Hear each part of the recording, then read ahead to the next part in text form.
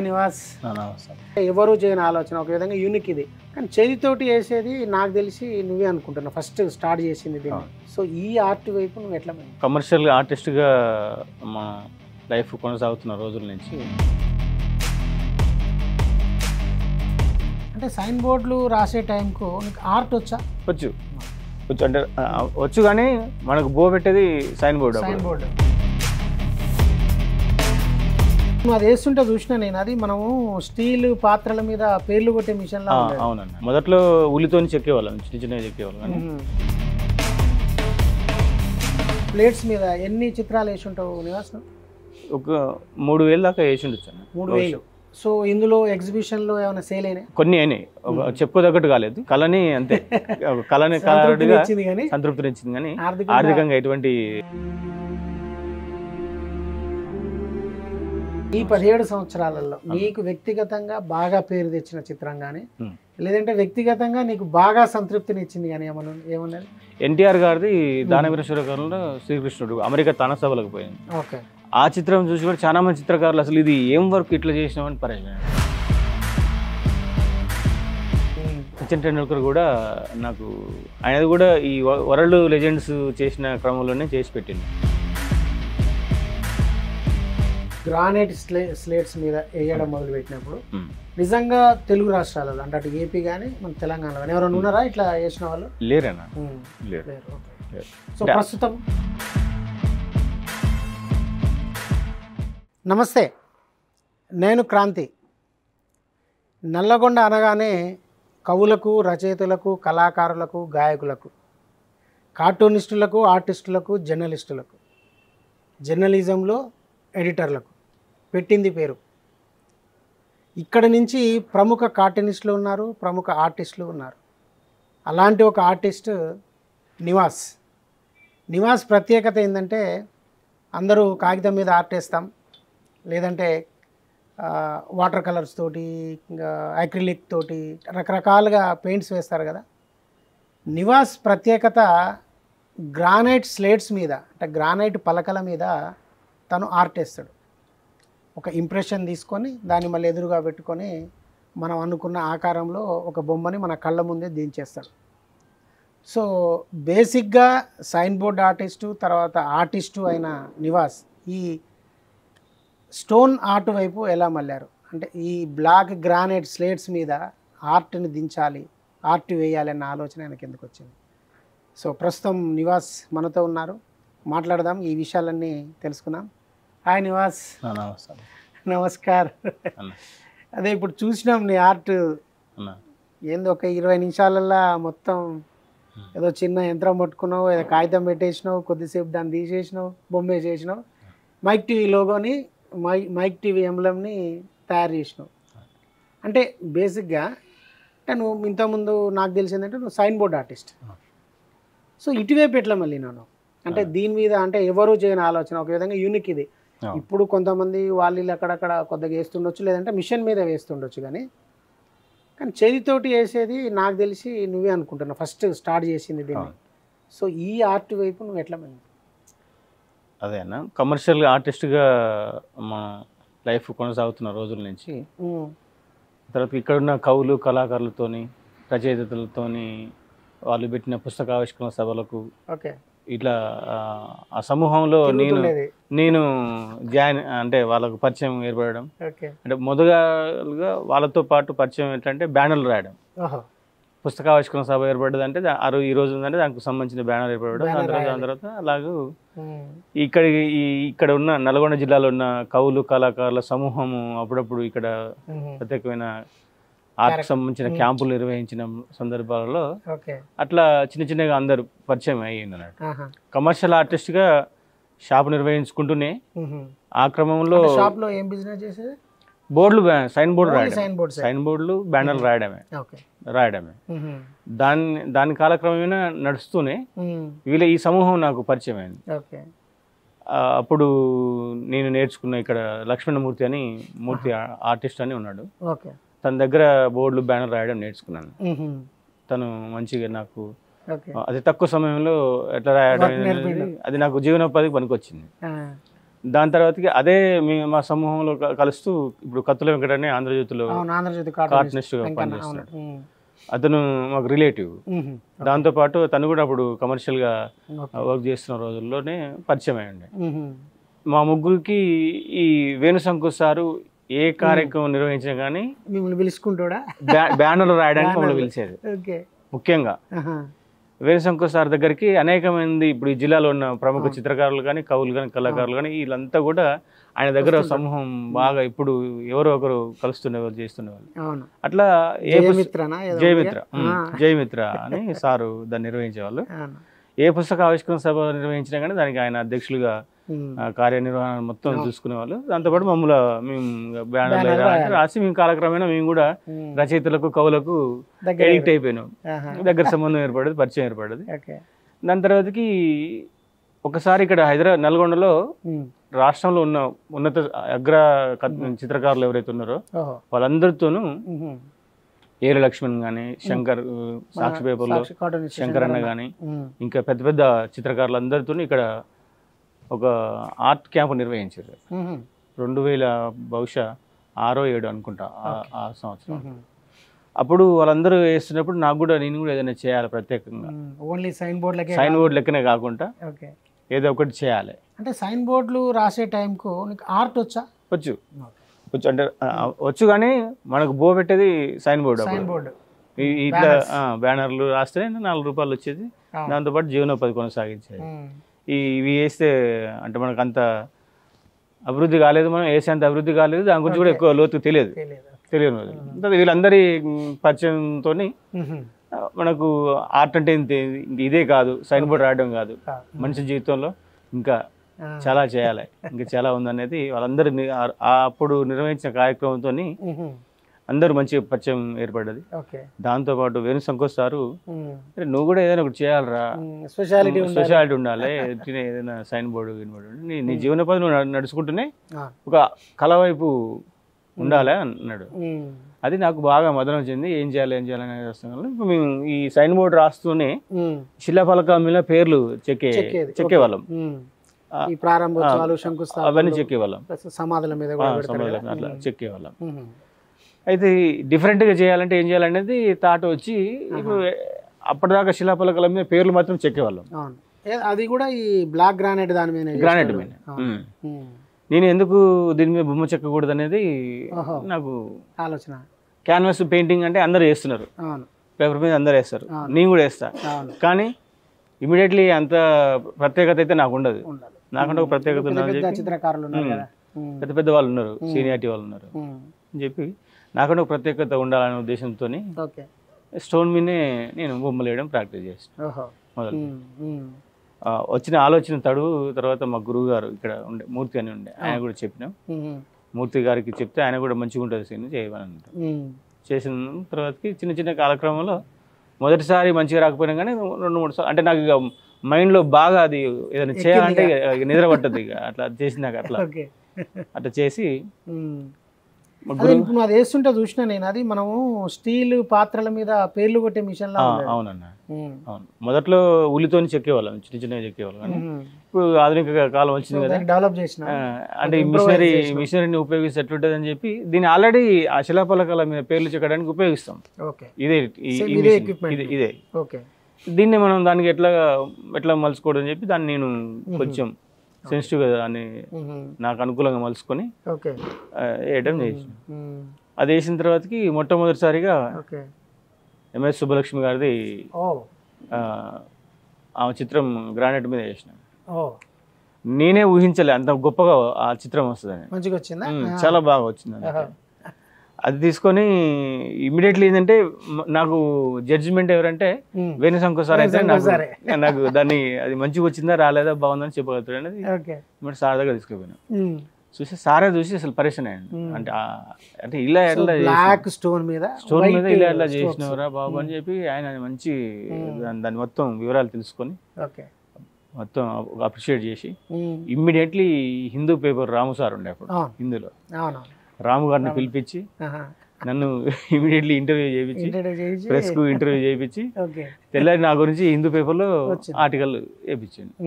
అలాగే నా ప్రస్థానం ఎంఎస్ సుబ్బలక్ష్మి గారు, మదర్ తెరిసా, ఇక గొప్ప గొప్ప చిత్రకారులు అంటే నా గొప్ప గొప్పలు ఎవరైతే ఉంటారో లెజెండరీస్, వరల్డ్ వైడ్ లెజెండరీస్ ఎవరైతే ఉంటారో అప్పుడు వేణుశంకర్ సారే నాకు సజెషన్ చేశారు. సో ఎవరెవరు వేస్తే బాగుంటుంది నువ్వు ఎవరిదో ఒకటి వేస్తే అది గుర్తింపు ఉండదు, ఎవరెవరు వేస్తే బాగుంటుంది అనేది ఈ లెజెండరీస్ మొత్తం వరల్డ్ వైజ్ ఉన్నారు.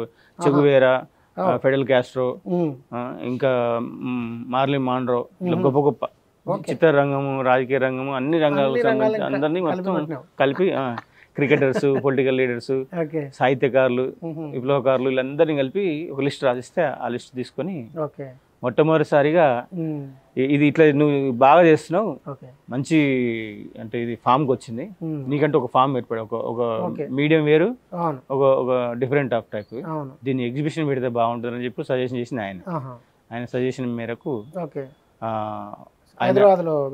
ఆయన ఆయన ఏ లిస్టెస్ అన్ని ఇండియన్ వరల్డ్ వైజ్ ఉన్న అప్పుడు 50 చిత్రాలు వేసినాను. 50 చిత్రాలు వేయడానికి ఎంత టైం పట్టింది? ఎన్ని రోజులు పట్టింది? 50 రోజులే. రోజుకొకటి లెక్క. 50 చిత్రాలకు 50 రోజులు. 50 రోజులు ముందులనే అనుకొని అన్ని అయిపోయిన తర్వాత మళ్ళీ చూపించి మళ్ళీ దాని తర్వాతకి సాక్షి పేపర్లో కార్టూనిస్ట్ శంకర్ అన్న ఆయన ఒపీనియన్ తీసుకోవడానికి ఈంచి ఒక 10 ఓడగట్టుకొని తీసుకుని హైదరాబాద్ మోసుకొని వెళ్తే అన్న కూడా చూసి అన్న కూడా చాలా బాగుంది. శంకర్ అన్న కూడా చెప్పింది ఏంటంటే నాకు ఒకసారి ఆయనది కూడా బాగా ఫస్ట్ అంటే మన క్యారికేచర్ వేస్తాడు కదా, అవును, ఆయనకు బాగా పేరు తెచ్చింది, ఆయనకు బాగా నచ్చింది కూడా ఎంఎస్ సుబ్బలక్ష్మి. అవును, ఆయన కూడా ఆయన క్యారికేచర్ లా చాలా గొప్ప పేరు తెచ్చింది ఆయన. సేమ్ నాకు కూడా అదే జరిగింది. ఎంఎస్ సుబ్బలక్ష్మి యాదృచ్ఛికంగా ఎంఎస్ సుబ్బలక్ష్మి గారి బొమ్మ నాకు కుర్రల శ్రీనివాస్ గారు, నేను వాళ్ళ ఇంట్లో ఉంటుంటున్నాను, ఆర్టిస్టే కదా, నేను కుర్రల శ్రీనివాస్ వాళ్ళు ఆయన పరిచయం అయిన తర్వాత వాళ్ళ ఇంట్లో కిరాయికి ఉంటుంటాను. ఆయన ఇన్ఫ్లుయెన్స్ కూడా నా మీద కొంత, ఆయన రోజు రెగ్యులర్ గా ఏదో ఒక వర్క్ చేస్తుండేవాళ్ళు, బొమ్మలు వేస్తుండేవాళ్ళు. అది కూడా నా మైండ్ లో నేను కూడా ఏదో ఒకటి చేయాలి, ఏదో ఒకటి చేయాలి అనేది. ఆ చిత్రం దొరకగానే అది చేసిన తర్వాత ఆయన కూడా చూసి అప్రిషియేట్ చేసి మొత్తము ఈ ప్లేట్స్ మీద ఎన్ని చిత్రాలు వేసి ఉంటావు నివాసం? ఒక 3000 దాకా వేసి ఉండొచ్చు. 3000. సో ఇందులో ఎగ్జిబిషన్ లో ఏమైనా సేల్ అయినాయి? కొన్ని అయినాయి, చెప్పుకోదగ్గట్టు కాలేదు, ఒక 10 సంఖ్యలో అయినాయి. ఇన్కమ్ పరంగా ఏం లేదు, కళని అంతే కళని సంతృప్తినిచ్చింది కానీ ఆర్థికంగా ఎటువంటి తృప్తి ఏం లేదు. అంటే దీన్ని కమర్షియల్ గా నువ్వు దాన్ని మార్చలేదా మరి? ఎగ్జిబిషన్ పెట్టిన తర్వాత నాకు పర్సనల్ గా ఆర్డర్స్ రావడం ప్రారంభమైంది. నేను ఎగ్జిబిషన్ పెట్టిన తర్వాత సేల్ కాలేదు కానీ తర్వాత వ్యక్తిగతంగా 50 చిత్రాలలో సేల్స్ లేవు కానీ ఆర్డర్స్ వచ్చినాయి. దాన్ని బట్టి వ్యక్తిగతంగా ఎవరికైనా ప్రజెంటేషన్ ఇవ్వడం కోసం, ఇప్పుడు ఎవరికైనా బహుమతిగా అయిన వాళ్ళకు అట్లా ఇవ్వడం కోసం నాకు వ్యక్తిగతంగా వాళ్ళ ఫోటోలు చేసేయమంటే అట్లా చేసిన. ఇక్కడి నుంచి అమెరికా వరకు చేసి పంపించిన. అమెరికా తానా సభలో కూడా దానవీర శూరకర్ణ సినిమాలో ఎన్టీఆర్ గారి 2 స్టిల్స్, ఒకటి శ్రీకృష్ణుడిది, అవి 12x18 సైజు, 12x18 సైజులో. ఇప్పుడు మనకు మైక్ టీవీ లోగో వేసినావు కదా, దానికంటే పెద్ద సైజ్. ఇది ఏ సైజ్? ఇది 11x11 ఇంచెస్ లో. ఓకే, 11x11 లో.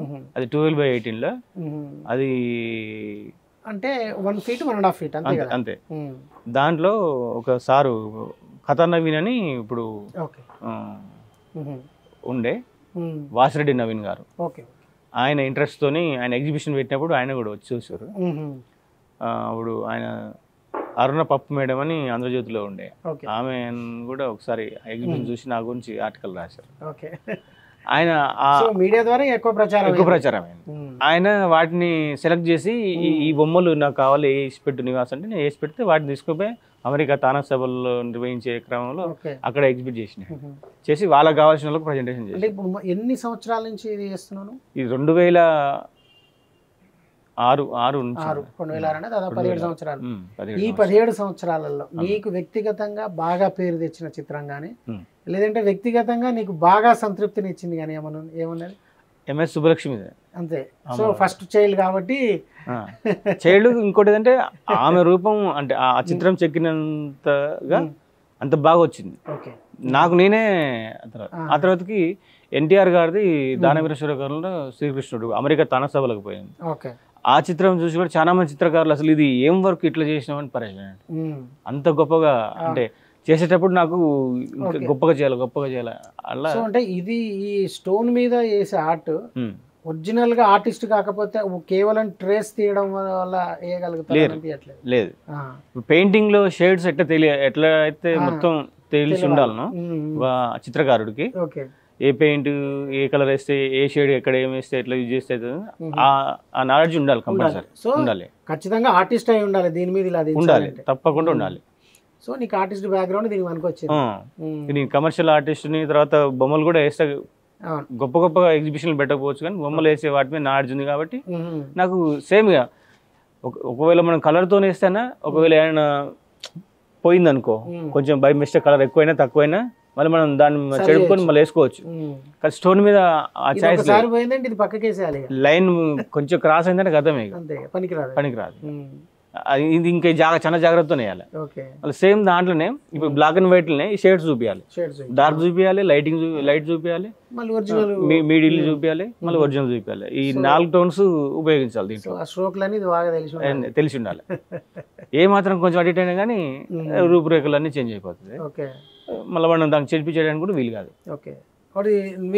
నీ షాప్ లో చూస్తే మనకు సచిన్ టెండూల్కర్ తో దిగిన ఒక ఫోటో కనిపిస్తుంది.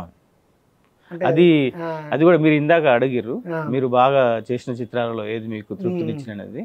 సచిన్ టెండూల్కర్ కూడా నాకు ఆయనది కూడా ఈ వరల్డ్ లెజెండ్స్ చేసిన క్రమంలోనే చేసి పెట్టినాను 2009లో. అది చేసి పెట్టిన తర్వాతకి ఆయన కలవడాలని అనుకున్నాము. జనరల్ గా అది అసాధ్యం కోరిక.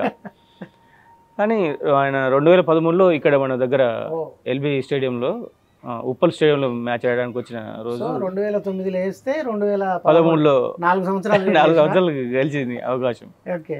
అప్పుడు రావడానికి ఇక్కడికి వచ్చినప్పుడు ఇప్పుడు మా ఊళ్ళో సుధర్ రెడ్డి అని ఉండే, గడ్డం సుధర్ రెడ్డి బాబు అని ఆయన ఉండే. వాళ్ళ పాప క్రికెటర్, అమ్మాయిల క్రికెట్ లో ఆడుతుంది. ఆయనకు ఆ పరిచయాలు ఉన్నాయి. తర్వాత వాళ్ళ పొలిటికల్ కూడా వాళ్ళ ఫ్యామిలీ బ్యాక్గ్రౌండ్. ఇక మా ఊరు ఆయన పటేల్ కాబట్టి కొంచెం అంటే నేను పరిచయం అయితే, నేను మా ఫ్యామిలీ మెంబర్స్ అందరు పరిచయం అయిన చెప్తే ఇట్లా ఒకసారి చూపిస్తే బాగుంటుంది అంటే తీసుకుపోయి చూపించిన. అంటే అన్ఎక్స్పెక్టెడ్గా తీసుకుపోయిన ఆయన కాడికి. అంటే కొన్ని పొలిటికల్ బ్యాక్గ్రౌండ్ ఉంటుంది, ఉపయోగపడుతుంది చెప్తే ఎమ్మటే ఆయన కూడా చూసి ఎమ్మటే కార్ తీసుకొని స్టేడియంకి పోయింది. డైరెక్ట్ స్టేడియంకి. స్టేడియంలో క్యూరేటర్లు వీళ్ళంతా ఆయనకు పరిచయం ఉన్నారు, వాళ్ళ పాప ఆడడం. స్టేడియం పోయిన కూడా స్టేడియం లేడు అప్పటికి, అందరు ప్లేయర్స్ వచ్చారు కానీ సచిన్ మాత్రం రాలేదు. సచిన్ ఇక్కడ ఇప్పుడు సీఎం క్యాంప్ ఆఫీసర్ కాకతీయ హోటల్లో దాంట్లో ఉన్నాడు. ఆయన వచ్చినా కానీ రానంటే ఇన్ఫర్మేషన్ ఉంది, ఎవరికి కూడా వచ్చినట్టు తెలియదు. ఓన్లీ ఎవరికి తెలుసు అంటే చాముండేశ్వరి నాథ్ ఆయనకు ఒక్కడికి ఆయన గురించి ఇన్ఫర్మేషన్. వాళ్ళ ఆయన నెంబర్ వాళ్ళు వేరే వాళ్ళ ద్వారా తీసుకొని వేరే వాళ్ళతో కలిసి కొన్ని మాట్లాడితే ఆయన అవమానించలేదు. కానీ ఇలాంటి వాళ్ళు చాలా మంది ఉంటారమ్మా, ఎందుకు ఇదని ఆయన అన్నాడు. ప్రపంచంలో చాలా మంది చిత్రకారులు ఉంటారు, సచిన్ కు చాలా మంది ఇస్తారు, నీదేం ప్రత్యేకత ఏంది అట్లా అటువంటిది ఏం కుదరదు అన్నాడు. అంటే మా సోదరు బాబు ఉండి ఇది మీకు చూపిస్తాం సార్, మీకు నచ్చితే తీసుకోండి, రిజెక్ట్ చేస్తే మీ దగ్గర నుంచి వెళ్ళిపోతాం, మేము వేరే ఛాయిస్ అడగమని చెప్పి. ఇక ఆయన వాళ్ళ పొలిటికల్ ఇన్ఫ్లుయెన్స్ అంతా ఉపయోగించి చెప్తే సరే రండి అన్నాడు. అప్పుడు కాకతీయ హోటల్ పోతే ఆయన మేము ఒక ముందుకి రాలేదు, మేము పోయి ఒక 10 minutes half an hour off చేసినాక వచ్చింది. ఇది తీసుకుపోయి చూపిస్తే అసలు ఆయన నీలాంటి వాళ్ళు వరల్డ్ వైజ్ గా చాలా మంది ఉంటారు ఆయన అభిమానులు, అన్ని కొంచెం మనలో తక్కువ చేసి మాట్లాడిన మాట్లాడకుండా అది తీసుకొని నన్ను మా సుధర్ బాబు గారిని తీసుకొని చలో సచిన్ గారికి 6th floor లో 5th floor లో ఉంటే తీసుకెళ్ళాడు. అట్లా అది అదొక నా జీవితంలో మర్చిపోలేని సంఘటన, అది చాలా మెమరీ. ఇప్పటికీ నాకు చాలా ఎంఎస్ సుబ్బలక్ష్మి గారు ఎంతైతే గుర్తింపు తెచ్చిందో చిత్రము. అంటే ఇప్పుడు ఎంఎస్ సుబ్బలక్ష్మి మీ దగ్గర ఉందా, ఎవరన్నా కొనుగోలు చేసారు? ఇద్దరు కొనుగోలు చేశారు. ఒకటి అర్ణపప్పు మేడం ఫస్ట్ టైం లో తీసుకున్నారు, సెకండరీ ఇంకొక మేడం ఒక మన ఇక్కడే కూకట్పల్లి ఏరియాలో ఒక మేడం తీసుకుని ఎగ్జిబిషన్ పెట్టినప్పుడు. ఆ తర్వాత ఇంకా 2-3 ఆర్డర్లు వేరే వాళ్ళు అడిగితే కూడా చేసి ఇచ్చినారు. సేమ్ ఎంఎస్డబ్ల్యూ సేమ్ అదే స్టిల్ అదే పిక్చర్ చాలా గొప్పగా ఉండేనట్టు అసలు. ఓకే, అసలు నీ దగ్గర ఒకటి పెట్టుకున్నావా మరి? నా దగ్గర లేదు, చేయించిన కానీ ఇప్పుడు ప్రజెంట్ నాకు లేదు. ఓకే, అంటే మామూలుగా ఆర్డర్స్ ఎట్లా వస్తున్నాయి నీకు ఇది? ఈ ఎగ్జిబిషన్ పెట్టిన తర్వాతకి బాగా ప్రచారంలోకి వచ్చింది, అన్ని టీవీ మాధ్యమాలలో, అన్ని టీవీ ఛానల్స్లో, పేపర్లలో, అన్నిట్లలో. మీరు కూడా ఒకసారి సాక్షులు నా గురించి ఆర్టికల్ రాశారు 13లో, సచిన్ కలిసిన సందర్భం గురించి రాశారు. అలా అందరి సహకారం, అందరి ప్రేమ, అందరి అభిమానంతో బాగా ప్రాచుర్యంలోకి వచ్చింది. అంటే మీరు ఈ అంటే ఈ గ్రానైట్ స్లేట్స్ మీద వేయడం మొదలు పెట్టినప్పుడు నిజంగా తెలుగు రాష్ట్రాలలో అంటే అటు ఏపీ కానీ మన తెలంగాణలో కానీ ఎవరైనా ఉన్నారా ఇట్లా చేసిన వాళ్ళు? లేరన్నా, లేరు. ఓకే, సో ప్రస్తుతం ఉన్నారు చాలా మంది. మనం అలవాటు అయిపోతుంది, చూస్తున్నారు, కావాలంటున్నారు. మనల్ని చూసి ఇప్పుడు నేను ఇక్కడ ఉన్నాను, హైదరాబాద్ లో కావాలంటారు. ఏంది ఎట్లా అంటే వాళ్ళు కూడా ఏదో ప్రయత్నం, ఆర్టిస్టులు అనేటోడు కంపల్సరీ ప్రయత్నం చేస్తాడు, ఎదుగుతాడు. సో ఇది మన దగ్గర కొందరు మిషన్ మీద కూడా వేస్తున్నారు కదా, అంటే మిషన్ మీద పర్ఫెక్ట్ వస్తుందా మనకు? మీ మాన్యువల్ గా వేస్తే పర్ఫెక్ట్ వస్తుంది? మాన్యువల్ గా బాగా వస్తుంది అన్న, మిషన్ మీద కంటే మాన్యువల్ గా బాగా 100% వస్తుంది. అంటే షేడ్స్ వస్తాయి, మిషన్ మీద షేడ్స్ అంత పర్ఫెక్ట్ గా రాదు. అది కొంచెం షేడ్స్ మింగేస్తారు, మనిషి రూపంలో ఉన్న షేడ్స్ కొన్నిటి మింగేస్తారు, ఒరిజినల్ గా చేయదు. కొన్ని క్లిప్ ఆర్ట్ లాగా కొంచెం అట్లా కొంచెం షేడ్స్ రూపురేఖలు పడతాయి, కానీ మనం చేస్తున్న షేడ్స్ చేయదు. ఓకే, అంటే కేవలం ఇది ఒకటేనా పని, ఇంకా వేరే ఏదైనా చేస్తున్నావా? నువ్వు ఏం చదువుకున్నావు? ఎంఏ బీఈడి వరకు చదువుకున్నాను. సో ఉద్యోగానికి పోలేదు? ఉద్యోగం గురించి 10 ఏళ్ళ నుంచి ప్రయత్నాలు జరుగుతూనే ఉన్నాయి. ఏ నోటిఫికేషన్ ఏది ముందర పడతలేదు. అంటే ఆర్ట్ వైపు పోదామనా లేదంటే టీచింగ్ సైడ్? Teaching side. ఆర్ట్లో 2005లోనే డ్రాయింగ్ లో టీటీసీ చేసిన. ఓకే, ఆర్ట్ టీచర్ గా ఉద్యోగం పడితే పనికి వస్తుంది, పిల్లలకు కూడా మా ఆర్ట్ నేర్పొచ్చు అని. ఇప్పటి వరకు ఆర్ట్ టీచర్ పోస్టులు గవర్నమెంట్ స్కూళ్ళలో, ఇప్పుడు గురుకులం టీచర్లు వేస్తున్నారు, కానీ గవర్నమెంట్ స్కూల్కి లేవు, ఇంతవరకు వేయలే. 2012లో అప్పుడు ఉన్న గవర్నమెంట్ కాంట్రాక్ట్ బేసిక్ మీద చేతిలో ఇంత మంచి ఆర్ట్ పెట్టుకొని మళ్ళీ ఉద్యోగం కావాలన్న ఆలోచన, అంటే ఇంకా 10 మందికి నేర్పాలనే తాపత్రయమే అంతే. అది ఉద్యోగం ఉంటే కొంచెం భద్రత కూడా ఉంటుంది, కుటుంబ భద్రత కూడా ఉంటుంది, ఆర్థిక భద్రత కూడా ఉంటుంది అనేది అంతే. సో అంటే ఈ ఆర్ట్లోకి వచ్చిన తర్వాత వచ్చే ముందు కానీ అంటే నీకు బాగా స్ఫూర్తినిచ్చిన చిత్రకారులు కానీ ఎవరైనా ఉన్నారా? ఉన్నారు. అంటే ఎవరిని స్ఫూర్తిగా తీసుకొని నువ్వు ఈ లైన్లోకి వచ్చినావు? ఇప్పుడు సైన్ బోర్డు లేదంటే బ్యానర్లు రాయడం అన్నది సరే బతకడం కోసం అని అన్నావు అంతే. సో ఆర్ట్ అన్నది ఒక మనలో ఉన్న జీల్ని ఫుల్ఫిల్ చేసుకుంటాను, అంటే ఇటు కమర్షియల్గా ప్లస్ నీకు ఆర్ట్లో సంతృప్తి కలిగే విధంగా. సో దీని మీద బాగా మక్కువ పెరిగేలా నీకు స్ఫూర్తినిచ్చిన చిత్రకారుడు కానీ ఎవరున్నారు? చాలా మంది అన్న. నేను చూసిన చిత్రకారులు ప్రతి ఒక్కరి నుంచి కొంత నేర్చుకున్నాను. వాళ్ళు నాకు ప్రత్యక్షంగా ఏం నేర్పలే, కానీ వాళ్ళు ఒకరిని చూడగానే మనం ఏకలవ్య శిష్యులుగా మారిపోతాం, వాళ్ళు గురువులుగా ఫీల్ అవుతాం. అట్లా మనకు స్ఫూర్తినిచ్చిన వాళ్ళు కొందరు ఉంటారు. అట్లా ఇప్పుడు నేను నాతో పాటు నాకు కమర్షియల్ గా వర్క్ నేర్పిన లక్ష్మణమూర్తి గారు అయితే ఇప్పుడు ఆంధ్రజ్యోతిలో ఒక ఆర్టిస్ట్ గా పని చేస్తున్నాడు. వెంకటన్న నాకు బాగా సపోర్ట్, మాకు రిలేషన్ అవుతాడు, బాగా సపోర్ట్. ఏ వర్క్ చేసినా కానీ ఫస్ట్ ఆయనే న్యాయ నిర్ణేత. అంటే ఇది బాగుంది, బాగలేదు, ఇంక ఇట్లా చేయాలి, అట్లా చేయాలి అనేది నాకు బాగా గైడ్ ఇచ్చేవాళ్ళు. దాని తర్వాతకి ఈ వేణుశంకర్ సార్ దగ్గర ఉన్న ఈ సమూహం అంతా, ఇప్పుడు కూరల శ్రీనివాస్ గారు కానీ ఆయన వేసిన భూములు కూడా నాకు చాలా ఇన్స్పిరేషన్. వాళ్ళ ఇంట్లో ఉన్నప్పుడు ఆయన వేస్తున్నప్పుడు ప్రతిసారి నేను అన్నిటిని గమనించి, వాటర్ కలర్స్ బాగా అసలు చాలా స్పీడ్గా వేస్తాడు, చాలా బాగా వేస్తాడు. అవి నాకు బాగా స్ఫూర్తినిచ్చినాయి. దాని తర్వాతకి వాళ్ళదంతా రంగుల ప్రపంచం, బ్లాక్ అండ్ వైట్ ప్రపంచం. అది అంటే డిఫరెంట్ గా నేను ఎంచుకున్న మీడియం డిఫరెంట్ కాబట్టి అట్లా. ఆ తర్వాత శంకరన్న ఎగ్జిబిషన్ పెట్టినప్పుడు పోయింది, నన్ను పట్టుకోపోయింది మా వెంకట మూర్తి కలిసి నన్ను తీసుకుపోతే చూసినాక అదొక ప్రపంచం నాకు. ఫస్ట్ మొట్టమొదటిసారి శంకరన్న ఎగ్జిబిషన్ చేయడం. దాని తర్వాతకి ఆయన వేసిన క్యారికేచర్లు, అక్కడికి వచ్చిన ప్రముఖులు, గొప్ప గొప్ప వాళ్ళు, వరల్డ్ రికార్డ్స్, అవార్డ్స్ అవన్నీ చూసినాక అసలు ఇక తర్వాత నాయక్ ఉన్నాడు, శ్రీనివాస్ నాయక్ అని. ఆయన వీళ్ళంతా మాకు రెగ్యులర్ గా బాగా కలుస్తున్నది, అటాచ్డ్ అవుతున్నది. ఆర్ట్ గురించి ఎట్లా చేయాలి, ఏం చేయాలి, ఎట్లా పోవాలి, ఏం చేయాలని ఇక మాట్లాడుకుంటుంటే అంతే. ఇక జనరల్ గా ఇక కాలేజీ పోకపోయినా కానీ ఇదంతా ఒక యూనివర్సిటీ లాగా, వేణుశంకర్ యూనివర్సిటీలో మాట్లాడుకుంటున్నది ఇవన్నీ.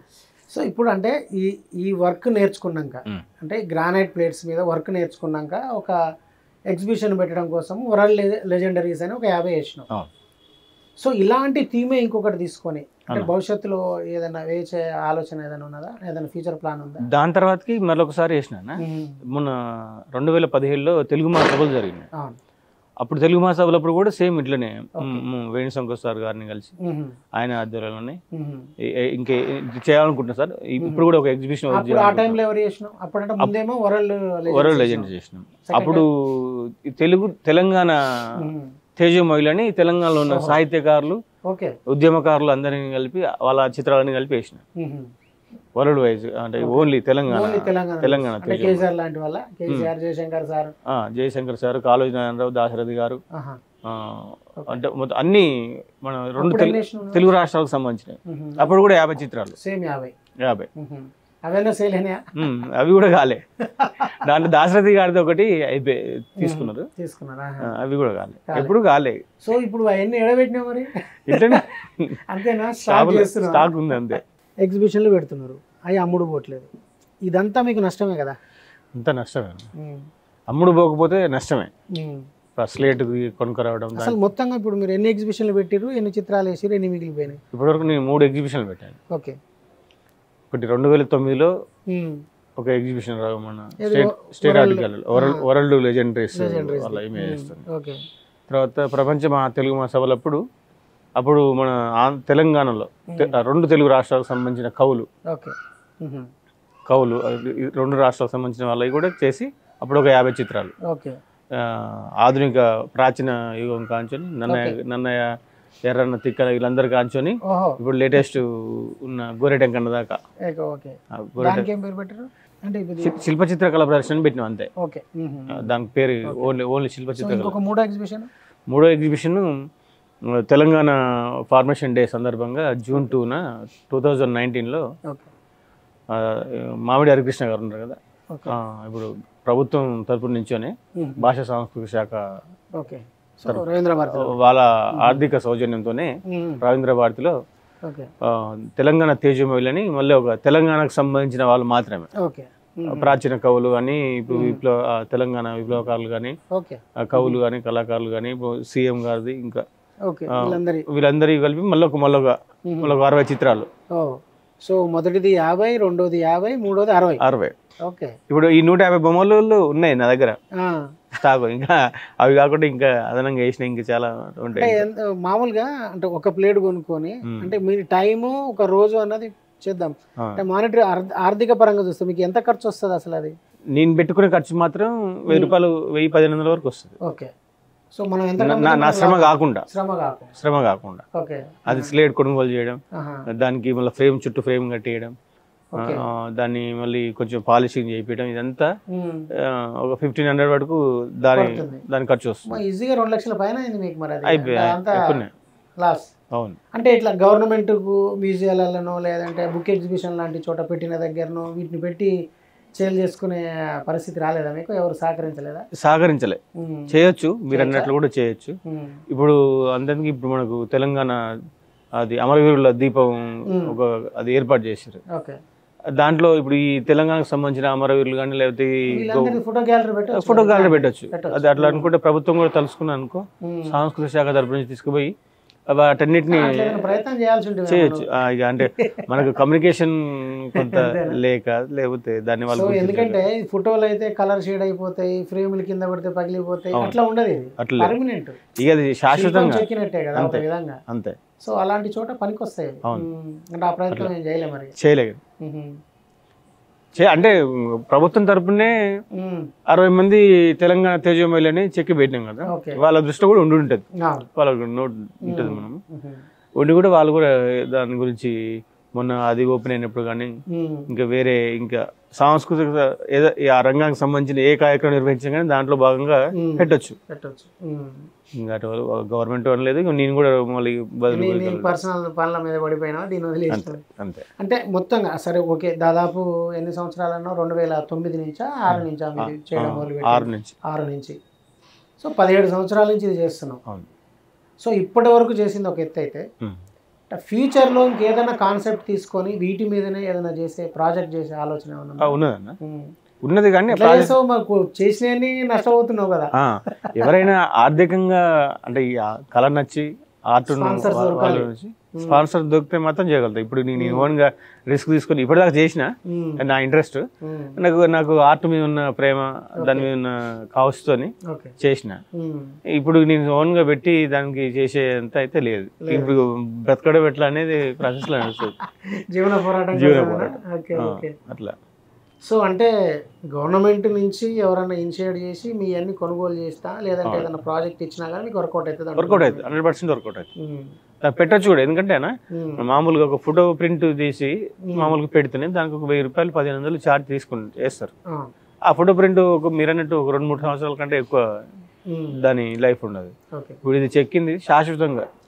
ఇక మనం శిలల మీద చెక్కిన ఎట్లయితే ఆనవాళ్ళు దొరికి ఇప్పుడు మనకు చరిత్ర తెలుస్తుందో, రేపు రాబోయే రోజుల్లో కూడా దీని మీద ఉన్న చిత్రం ఇంకా ఎన్నో తరాల వాళ్ళకు ఇంతకుముందు మనం ఓన్లీ పేర్లు చదివి మ్యాటర్ చదివి పలానా కాలంలో పలానా కాలం ఇట్లా అనుకున్నాం. ఇప్పుడు చిత్రాలతో పాటు తెలిసిపోతుంది. అటువంటి అవకాశం ఉంది. Thank you Nivas. Thank you అన్న. Thank you very much. Thank you మిత్రులారా, అది ఆర్టిస్ట్ నివాస్ వర్క్ అది. ఎందుకంటే సాధారణంగా అందరం పేపర్ల మీదనో లేదంటే కార్డ్బోర్డ్ల మీదనో క్యాన్వాస్ మీదనో దేని మీదనో ఆర్ట్ వేయడం అనేది సహజం రంగులతోటి. కానీ ఇది బ్లాక్ అండ్ వైటే, కానీ దీనికి శ్రమ ఉంది. ఒక గ్రానైట్ స్లేట్ మీద ఒక చిన్న యంత్రంతో తను దాని మీద ప్రొఫిషియన్సీ సంపాదించి చేస్తున్న చిత్రాలు అవి. సో ఇప్పటికీ ఒక 3 ఎగ్జిబిషన్లు పెట్టినా కానీ ఆ ఎగ్జిబిషన్ల కోసం తయారు చేసిన బొమ్మలు మాత్రం పోలేదు. కొన్ని మాత్రమే తనకు ఆర్డర్స్ వచ్చినాయని చెప్తున్నారు. నిజంగానే ఇలాంటి కళాకారులను, ఇలాంటి ఆర్టిస్టులను ప్రభుత్వం గుర్తించి ఎంతో కొంత సహకారం అందిస్తే ఇలాంటి వారు మరికొంతమంది ముందుకొచ్చి తమలో ఉన్న ప్రతిభను వెలుగులోకి తీసుకొచ్చుకునే లేదంటే ప్రపంచానికి పరిచయం చేసుకునే అవకాశం కల్పించినట్లు అవుతుంది.